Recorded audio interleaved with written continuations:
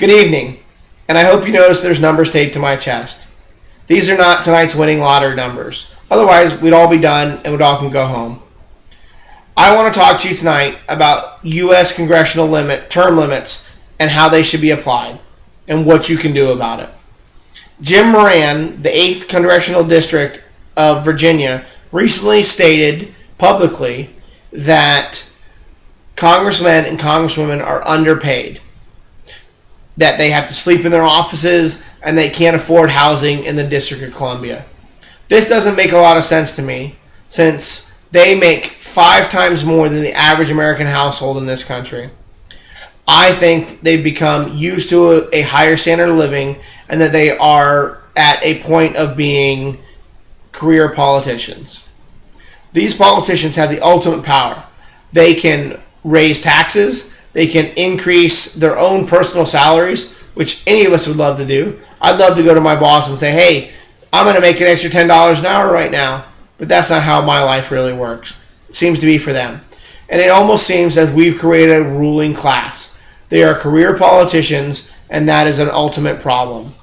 I have done a lot of research on this subject while I was looking into this speech and discovered that term limits have been requested and voted on more than 30 times in the last 20 years, and it's always voted down.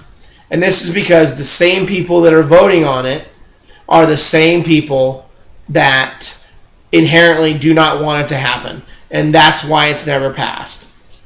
If any of you live in the DC metropolitan area as I do, you felt the firm impact of this more than most people in this country. I work for an industry that relies on the government to provide us with a good percentage of the income that we make, and part of that has been damaged by Congress's inability to do their jobs.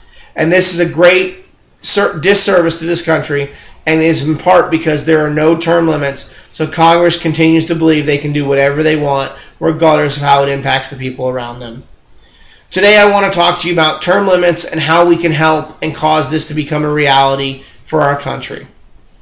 Now that you know the problem, which is term limits and Congress not having any, we are going to talk about how we can do it and some of the facts involved with term limits. As I said before, I have these 2 numbers taped to my chest for a very important reason. 42% of Congress has been there for more than 20 years. And if they've been there for more than 20 years, that tells you they are career politicians. They have never held a job. They've never done anything to provide for the society, and they have just continued to take money from the Congress. Term limits for America has shown an alarming trend of abuse of power in Congress. And this is not more seen than anything with the way Congress increases their own personal wealth through the use of their office. They can actually trade stocks on information that only they have access to. This has recently come under fire and will probably change, but has been a problem for a while. David Vitters from the state of New York recently said the longer lawmakers are in Congress, the more they expect the status quo and fail their citizens they serve. This has created imbalance in the power structure and has caused the member of Congress to lose touch with the lower and middle class that they're supposed to be serving. They have become career politicians, and that's why term limits are important. Now that you understand why they are important and how they affect you, let me show you what you can do to get involved, because this is the key part to changing this. Well, what can you do to make sure your voice is heard? There's lots of ways. You can organize a march, you can do multiple things like that, but those really aren't effective unless you're a large organization. But you can look for nonprofits such as Term Limits for America, who is actually making an effort to impose term limits. And they're doing it the easiest and most effective way they can think of, and that is through online petitions. These are something that you can become involved with very quickly and very easily without causing yourself a lot of time on your own effort. They would use the fact that we have enough signatures through their petition to force Congress, through the use of the state legislator, to produce an amendment that would actually limit term limits. This has been done in the past, and it was actually done by Congress, and it's called the 22nd Amendment, and it limits the presidential candidates to a 2-term limit.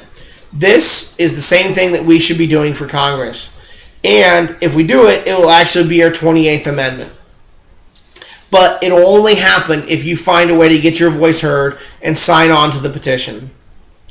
Now that we know what the problem is and how to get involved, let's see what some of the results could be if you did this.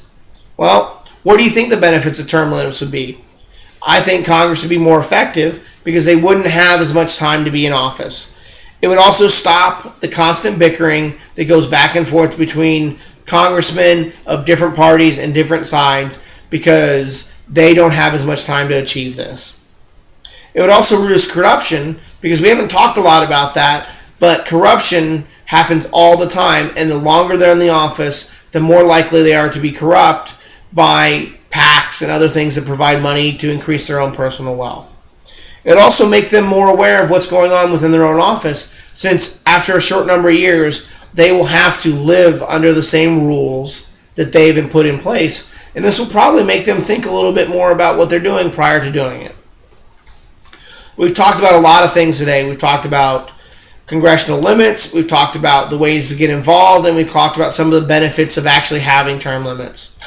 So I just want you to focus on a couple things before we go. One, if you can't tell so far, I think term limits should be employed, and they are exactly what we need to do to make this country go forward. The only way to force Congress to do this is through petitions and an actual congressional amendment, because no Congress is going to vote to limit their ability to make money and influence the power they have on their own free will. And the last one is to remember the statistics that are taped to my test. 42% of Congress has been there for more than 20 years. That is a huge number and very important to remember. Thank you for your time, and I appreciate you listening.